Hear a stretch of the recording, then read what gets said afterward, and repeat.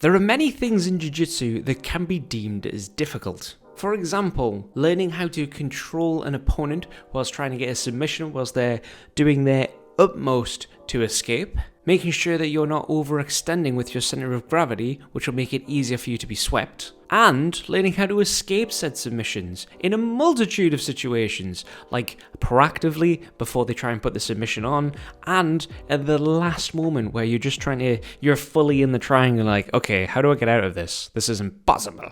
But there is one thing in jiu-jitsu that trumps them all. One thing that could be deemed the hardest thing to learn and master. And in this video, we're going to talk about it. So boys and girls, ladies and gentlemen, welcome to the video, welcome to the channel. My name's Chris, and today we're talking about passing the guard. Let's get into it. Just a quick side note, I'm not away to run away and do some jiu-jitsu. I cut my finger whilst cooking, and this is all I had. So yeah, my jiu-jitsu is okay, but apparently my cooking skills are shit.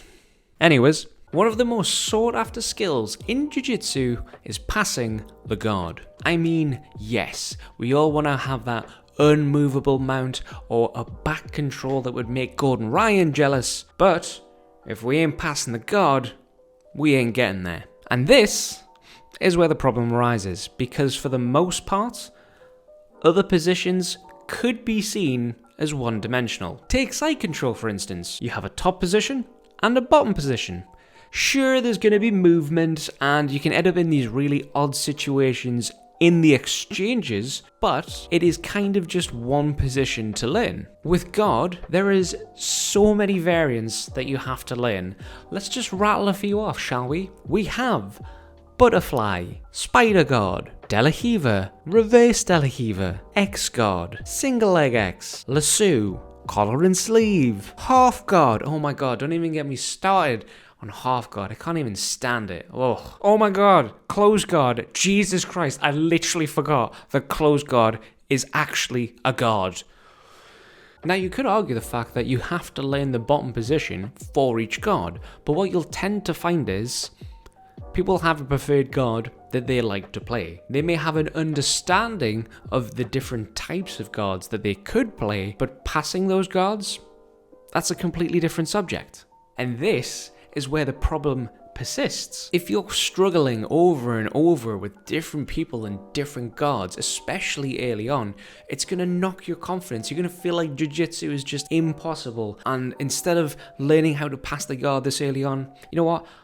I'm just going to become a bottom player. Screw this. And before you all start going nuts and smashing your keyboard into oblivion, I ain't saying that being a bottom player is bad or learning bottom game is bad. What you'll tend to find is people who play bottom game have a really good passing game and a top game and a top heavy game. What I'm saying is early on, you shouldn't rely on just being passive and being a bottom player. You should learn how to pass the guard and get to these better positions. So if you're still with me, first off, thank you very much. Well done for making it this far. Don't forget to like, comment and subscribe. Look, I did that. Nice, right? But you are probably asking yourself, okay, Chris, okay, we hear you, we understand the guard passing's hard, that's why I've clicked on the video. How do I improve? How do I get better? What have you got for us? Tell us. Unfortunately, there isn't a quick fix on learning how to pass the guard. There's no magic potion. It's not like, drink this and your guard passing will be amazing.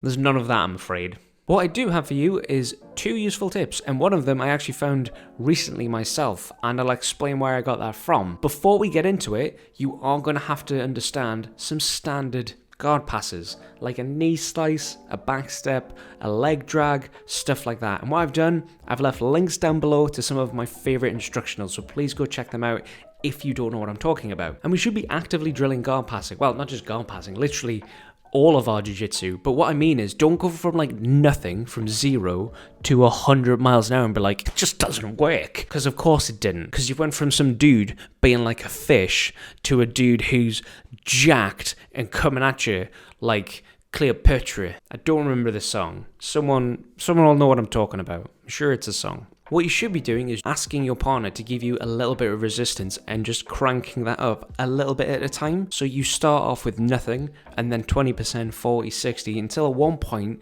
you're at quite a high level of resistance, but still enough to work the position and get past. So when it's eventually like 100 miles an hour, you're not like in the deep end in complete darkness going, oh my god, what do I do? Someone bring me a torch. Anyways, rambling aside, this is a really nice, simple tip, and all credit goes to Less Impressed, More Involved BJJ. If you don't know who I'm talking about, please go check out his channel. He does like super in-depth analysis of BJJ, and anytime I watch one of his videos, I always get something from it. Please go check it out. Please comment, please subscribe. And I've also left a link for the video I'm chatting about as well. If you want to do a knee cut pass or a long step pass or a back step, anything like that, the person cannot be grabbing your foot, because you won't get the forward momentum, or you won't be able to move forward because they have control of that limb. So if the person's grabbing my foot, what do I go for? You don't go for the knee cut, you don't go for anything like that, you go for a leg drag. Now, I never used to use leg drags. Honestly, wasn't keen on them. I always felt like the dude could probably bring his far leg over and kind of regain guard that way. And I was like, how do leg drags actually work? But with this, if he's got hold of my foot, let's say he's in De La Riva, then I'm going to attempt a leg drag, because he's too busy thinking about controlling this leg. So this far leg here, I can just try and do a leg drag. And if I get it, then I can just come round to side control. I cannot tell you how effective this is. It's completely changed my guard passing. If someone grabs my foot, I'm looking immediately for a leg drag, because they're going to go, right, I'm going to go for De La Riva, I'm thinking of this. Okay, I've got his foot, so we can't do that. Oh, he's leg dragged me. Oh, he's passed. It is that simple, but that effective. If they don't have your foot and you go for the leg drag, it's probably not going to work, because what will happen is they've got the momentum, or the movement I should say, to bring that far leg round and push you back into guard. So instead, that's when we go for our knee cut or a long step pass if they don't have the foot. Holy shit.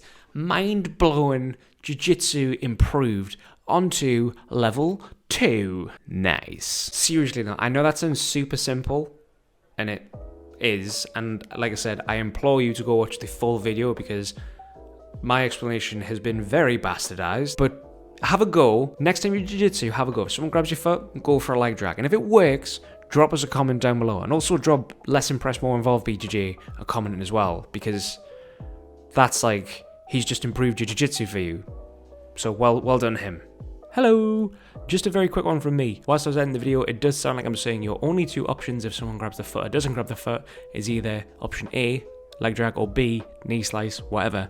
I'm not saying that at all. There is obviously other options that you can do if they do grab the foot, and dependent on the reaction of the opponent. But I have found recently that as my go-to, this has been effective. Just wanted to clear that up in case anyone goes like, well, there's more than just one thing to do. I totally know that, but at the moment, this is working for me, and hopefully it works for you. Let us know how you get on.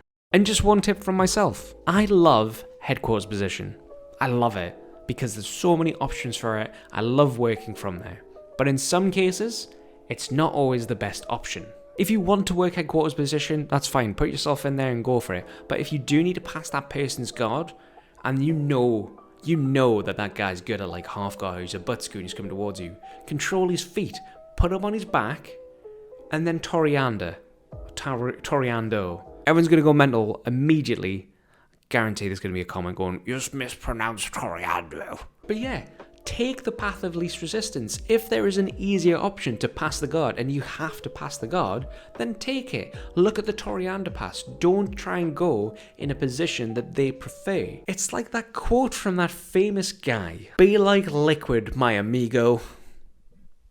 Anyways, that's the video. Thank you very much for staying to the end. I hope you enjoyed it. I hope you got something out of this. And if you did, don't forget to leave it a like. Please do not forget to check out Less Impressed, More Involved BJJ, because this entire video was kind of sparked from watching his, so please go show him some love. And as always, if you like this face and you want to see more of it, then consider subscribing. Either way, you've all been awesome. Have yourself a wonderful day, and I'll catch you next time. Cheers!